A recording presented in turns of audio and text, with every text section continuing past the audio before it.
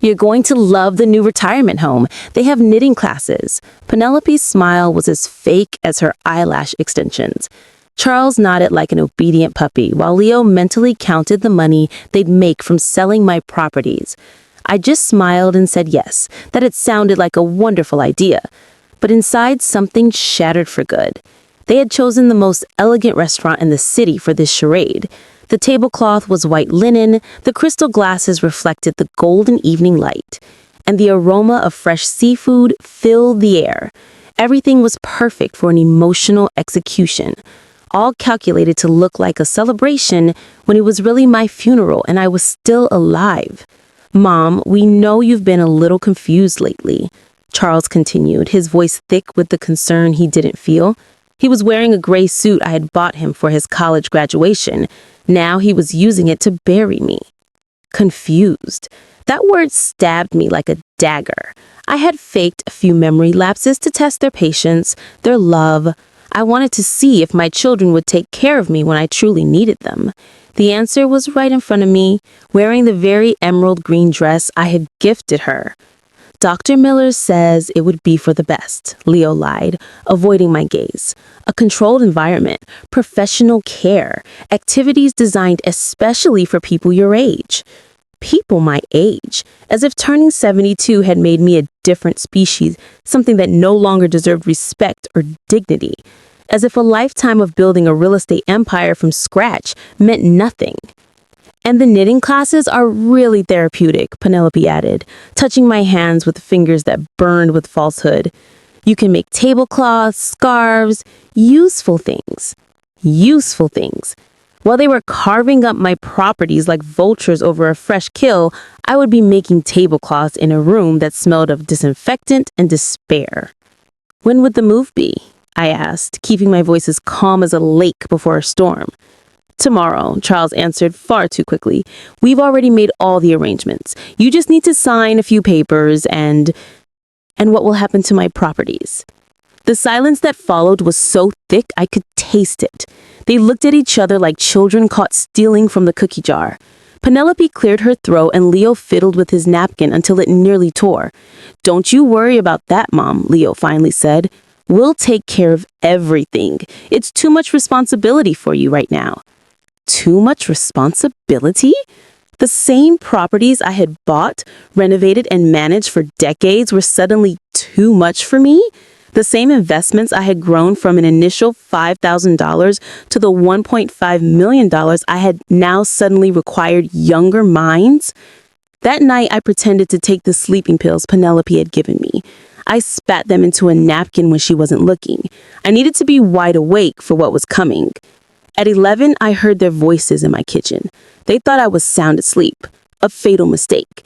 "The beach house is worth at least $300,000, Charles whispered, shuffling papers on my oak dining table. The table where I had signed my first real estate contract 40 years ago. "And the downtown condo? Another $200,000, not to mention the investments in the bank." "We have to act fast," Penelope murmured, pouring champagne into glasses I had given them for their anniversary, "before she realizes what's happening." Leo laughed, that cruel laugh he had developed after marrying her. "Realizes? Are you kidding? She asked me what time it was 3 times yesterday." A lie. I had feigned that confusion to test them, to see how much of my own blood had turned to poison. The answer burned in my gut like acid. "Look at this," Penelope said, waving a paper I recognized as my will. "Once she's in the home, we can argue mental incompetence. The lawyer's already prepped." $400,000 for the main house, Charles calculated, scribbling numbers in a notebook. $300 for the beach house, $200 for the condo, and the investments add up to another $600,000, almost $1.5 million in total. $1.5 million, the fruit of a lifetime of work, sacrifice, and smart decisions. They had calculated it down to the last cent, while I was supposedly sedated in my own bed. "And the best part," Leo added, with a smile I could hear from my bedroom, "is that she'll never know what all of this is really worth. She thinks it's just a few properties." They completely underestimated me. They thought I was a confused old woman who didn't understand numbers or business. They didn't know that every morning I reviewed my investments, that I knew the exact value of each property, that I had plans they couldn't even begin to imagine. At 5 in the morning, while they slept off their drunken betrayal, I got dressed in my best black pantsuit. I took only the essentials: my passport, the jewelry I had hidden in the secret box, and the key to a safe deposit box in a bank in another city.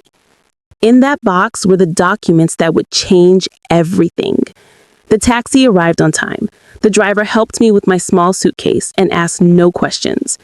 At the airport, I bought a one-way ticket to a coastal city where I owned a property they didn't know anything about. During the flight, I closed my eyes and remembered my mother's words. "Margaret, never fully trust anyone, not even your own children. Blood can be corrupted, but dignity is eternal."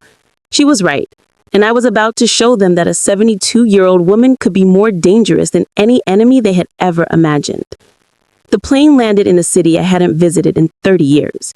Seabrook Shores, Florida, a name my children had never heard me speak, because some stories are too precious to share with those who don't deserve them.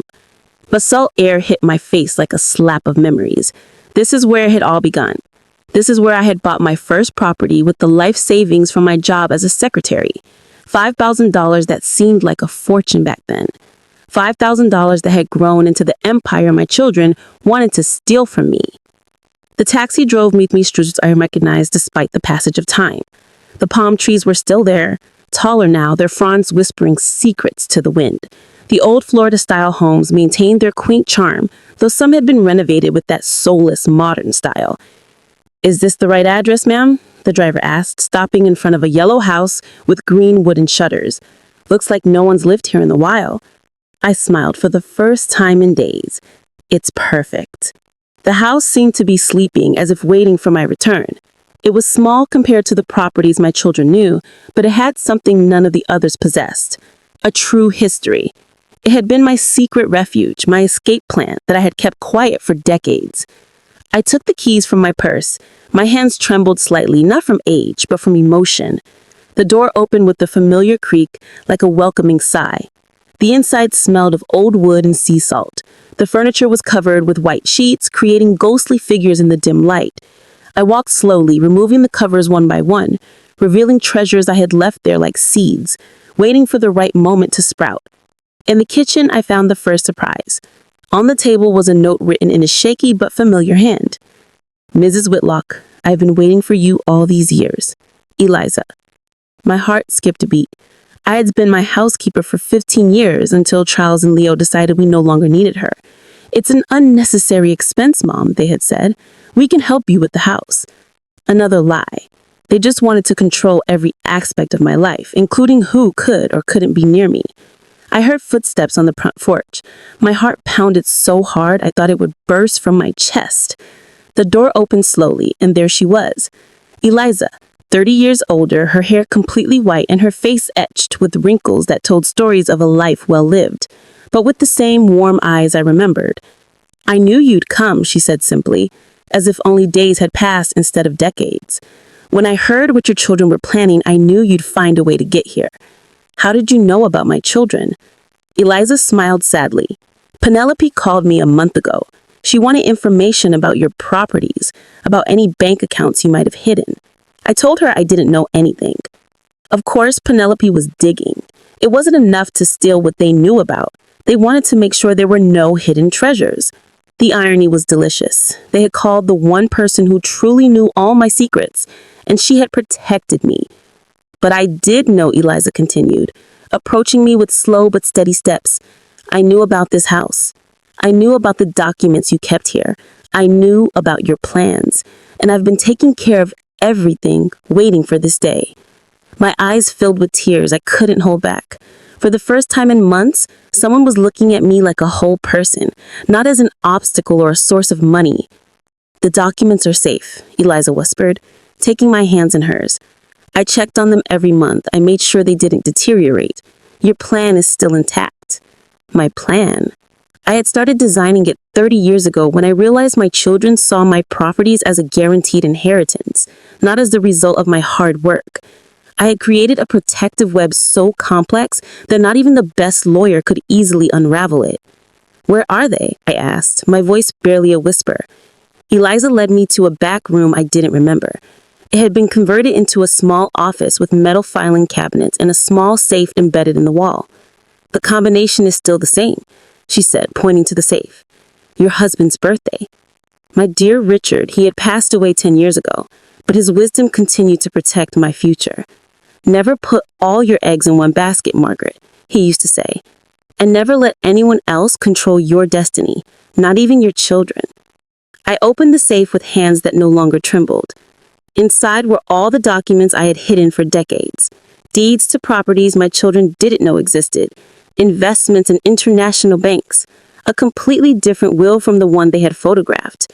But the most important thing was a thick folder marked with the initials HC, Hope Center. "Do you remember your dream?" Eliza asked, watching me as I reviewed the papers. "You wanted to create a place where older women could..." The lawyer they had hired stood up from the dining room table, where they had spread out all the papers for the fraudulent transfer of my properties. "Who is it?" asked Mr. Evans, a small man with a mustache who looked as nervous as my children. "My legal representative," I announced, my voice cutting the air like glass. "George Cromwell, specialist in elder fraud and asset protection."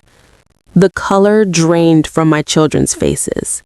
Tobias took a step back, clearly regretting his involvement in this farce. Mr. Cromwell entered with Eliza at his side, carrying a briefcase that I knew contained the complete destruction of their plans. He introduced himself cordially to Mr. Evans, who immediately began to sweat profusely. "Mrs. Whitlock," Mr. Cromwell said formally, "I understand there are some documents that require your signature to transfer your properties to your children." "That's right," I confirmed, watching as Charles tried to regain his composure. "Perfect. But before we proceed, I need to verify a few legal details." Mr. Cromwell opened his briefcase and took out a thick folder. "For example, I need to confirm that you are mentally competent to make this decision." "Of course she's competent," Penelope interjected far too quickly. "It's just that sometimes she gets a little confused because of her age." "Interesting." Mr. Cromwell smiled like a shark that has smelled blood. "Because I have here a very recent medical report from Dr. Sanchez confirming that Mrs. Whitlock is in excellent mental health and has full decision-making capacity." I pulled the report from my purse. I had obtained it 2 days before my disappearance, anticipating this exact situation. "I also have here," Mr. Cromwell continued, "some very interesting recordings that were made in this very house exactly 1 year ago." The color completely vanished from my children's faces. Charles gripped the back of a chair as if he were about to faint. "I don't know what you're talking about," Leo lied, but his voice was barely a whisper. Mr. Cromwell pressed play on his recorder. Charles's voice filled the room with crystal clarity. "Let's just hope she dies soon. I'm tired of pretending I care. As soon as she's in the ground, we sell everything and split the money." Leo's voice followed. "All we need is to find a way to declare her incompetent. After that, it'll be easy to take control of everything." And finally, Penelope's voice. "She's just a stubborn old woman. If she doesn't cooperate, we'll put her in the cheapest home we can find, and that's that." The silence that followed was sepulchral. Tobias looked at me with genuine horror, clearly realizing what kind of conspiracy he had stumbled into. "Those recordings are taken out of context," Charles stammered, but there was no conviction left in his voice. "Out of context?" Mr. Cromwell laughed without humor. "I have 3 hours of similar recordings, all made with your mother's knowledge and consent, as she has suspected your intentions for years." Eliza walked to the table and gathered all the fake documents they had prepared. She reviewed them one by one with the authority of someone who knew every detail of my real papers. These documents are fraudulent. The signatures are forged, and several of the assets mentioned here don't even exist in the official records.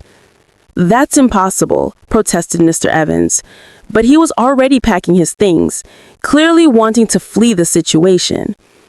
It's very possible when someone has been planning to rob their own mother for years, I said, finally, my voice filled with an authority that had been dormant for too long. And it's especially possible when that mother is much smarter than you ever imagined. Mr. Cromwell then took out the envelope containing the video I had recorded 2 years ago. The video where I revealed not only my true plans, but also some secrets about my children that would destroy them completely.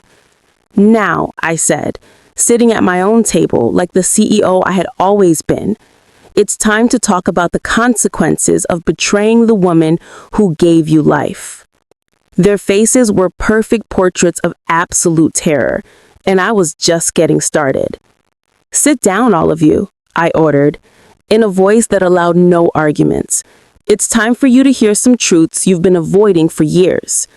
Charles, Leo, and Penelope settled into their chairs like students being punished. Tobias remained standing, clearly uncomfortable with his involvement. Mr. Evans had tried to slip away, but Mr. Cromwell had discreetly blocked his exit. First, I began, pacing in front of them like a prosecutor before a jury. Let's talk about real numbers. You believe my estate is worth approximately $1.5 million. I saw them exchange nervous glances. They had done their calculations in secret, believing I had no idea of the true value of my properties. You're off by more than $3 million. The silence was absolute. Even Eliza looked at me with surprise, though she knew I had secrets within secrets. My real net worth, I continued, savoring every second of their shock, including the properties you don't know about, the international investments, and the businesses I've been managing discreetly for decades, exceeds $5 million. Penelope turned as white as a sheet. Charles gripped the arms of his chair as if the world was shaking beneath him. $5 million? Leo whispered, his voice breaking. $5.2 million, to be exact. Money you thought you could steal while I was playing with knitting needles in some deplorable institution. Mr. Cromwell opened his laptop and projected a presentation on the wall. It was a detailed summary of all my properties, investments, and bank accounts. The numbers appeared one after another, each figure hitting my children like a financial slap in the face. Main house appraised at $600,000, beach house at $450,000, downtown condo at $300,000. But that's just the beginning. The following slides revealed properties they had never imagined: 2 condos in Miami, a small hotel in Key West, investments in growth funds, shares in 3 tech companies, and accounts in banks in Switzerland and Panama. How? Charles couldn't finish the question. How did a senile and confused woman manage to accumulate such a fortune without you noticing? I smiled with the satisfaction of someone who had been planning this moment for years. Very simple. You completely underestimated your mother. Eliza came forward and placed an additional folder on the table. There are also the businesses Mrs. Whitlock has been running discreetly: a real estate consultancy, 2 investment firms, and the project that matters most to her. What project? Penelope asked, her voice strangled. This was my favorite part, the moment I revealed my dream I had been secretly building for a decade. The Hope Center, I announced, watching their confused faces. A residential and service complex for older women who have been abandoned by their families. Women whose children see them as burdens instead of human beings. Mr. Cromwell changed the slide, and a spectacular architectural rendering appeared. A beautiful complex with gardens, a library, art workshops, medical clinics, and dignified apartments for 200 residents. The land is already purchased. The permits are approved. Construction begins next month. And you, my dear children, have just become the primary inspiration for this project. I don't understand, Leo murmured. Every time you treated me like a useless old woman, every time you talked about me as if I were a piece of old furniture, every time you planned my future without consulting me, I added another service to the Hope Center. Thanks to you, it will be the best center of its kind in the entire country. Tobias finally spoke. Margaret, I didn't know about any of this. I thought this was just a normal family meeting. I know, Tobias. That's why you're not in legal trouble. But I pointed to my 3 black-hearted children. They are going to face the full consequences of their actions. Mr. Cromwell took the floor. Attempting to defraud a senior citizen is a federal crime. Forging documents is another federal crime. Conspiring to have someone declared incompetent without medical grounds is yet another federal crime. We're talking about multiple charges that could result in several years in prison. You can't do this to us, Charles exploded, standing up abruptly. We're your family. We're your children. Exactly, I replied, my voice icy. You are my children, and that makes your betrayal infinitely more painful and more unforgivable. I walked up to Charles until I was standing right in front of him, forcing him to look me in the eyes. I gave you a college education that cost $80,000. I helped you with the down payment on your first house, $50,000. I lent you money for your business that you never paid back, $30,000. I gave you my unconditional love for 45 years, and this is how you repay me? It's hope, I corrected. It's proof that it's never too late to start something new, to change the world, to show that older women are not refuse to be thrown away. Mr. Cromwell approached with the clipboard and a yellow hard hat. Everything's ready. If they show up, they'll start with basic tasks, clearing the area, organizing materials, helping the workers with manual labor. And if they don't, I have an 11 o'clock appointment with the DA. 9:55, 9:57, 9:59. At exactly 10 o'clock, a taxi pulled up to the site entrance. My heart beat so fast I thought it would leap out of my chest. Charles got out first, wearing old jeans and a t-shirt I hadn't seen in years. Leo followed in work clothes he had clearly bought the night before. Finally, Penelope emerged from the taxi in athletic wear, her hair pulled back in a simple ponytail. They looked vulnerable, scared, human. They walked toward us with slow steps, like condemned prisoners heading to the gallows. When they were close enough, I could see that none of them had slept well. Their eyes were red, their faces gaunt from a night of impossible decisions. "We're here," Charles said simply. "I see that," I replied, keeping my voice neutral, though my heart was performing emotional acrobatics. "We've decided," Leo cleared his throat, "we've decided we want to try. We want to try to fix things." "Are you sure? Because once you start, there's no going back. 5 full years or you go straight to jail." Penelope nodded slowly. "We're sure. Or at least we're sure we don't want to go to prison." It wasn't the noblest motivation, but it was a start. Mr. Cromwell came forward with 3 extra hard hats.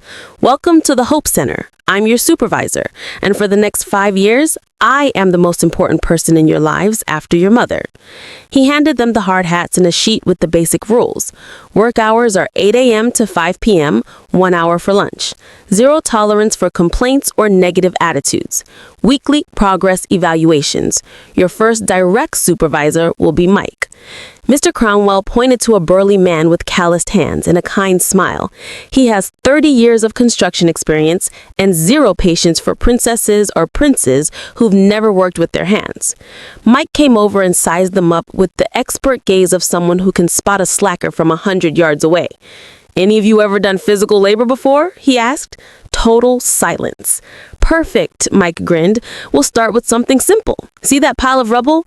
He pointed to a mountain of broken concrete and rusted metal. "It needs to be moved from here to over there." He pointed to a spot about 200 yards away. By hand? Penelope asked in horror. By hand, Mike confirmed. Stone by stone, piece by piece. It's honest work for people who need to remember the value of effort. I watched them as they approached the pile of rubble as if it were an impossible mountain to climb. Charles lifted the first piece of concrete and immediately winced in pain. Leo tried to carry too much at once and nearly fell backward. Penelope looked at her perfectly manicured hands and sighed with the resignation of someone accepting an inevitable fate. For the next 4 hours, I watched them work. It wasn't pretty. Charles complained constantly about his back pain. Leo stopped every 10 minutes to catch his breath. Penelope broke 2 nails in the first hour and cried silently for another 10 minutes. But they worked. At lunchtime, they sat on the ground like the rest of the workers, eating basic sandwiches and drinking lukewarm water from a shared thermos. Their clothes were dirty, their hands stained, their faces red from the sun and exertion. "How are you feeling?" I asked, approaching them during their break. "Like we got hit by a truck," Charles mumbled, massaging his shoulders. "This is harder than we thought," Leo admitted. "And what did you think? That honest work was easy? That the people who build the world with their hands do it because it's fun?" Penelope looked at me with eyes that for the first time showed something resembling understanding. "I never thought about it. I never thought about how hard it must be to earn a living like this. Now you know. And this is just the first day of the next 1,825.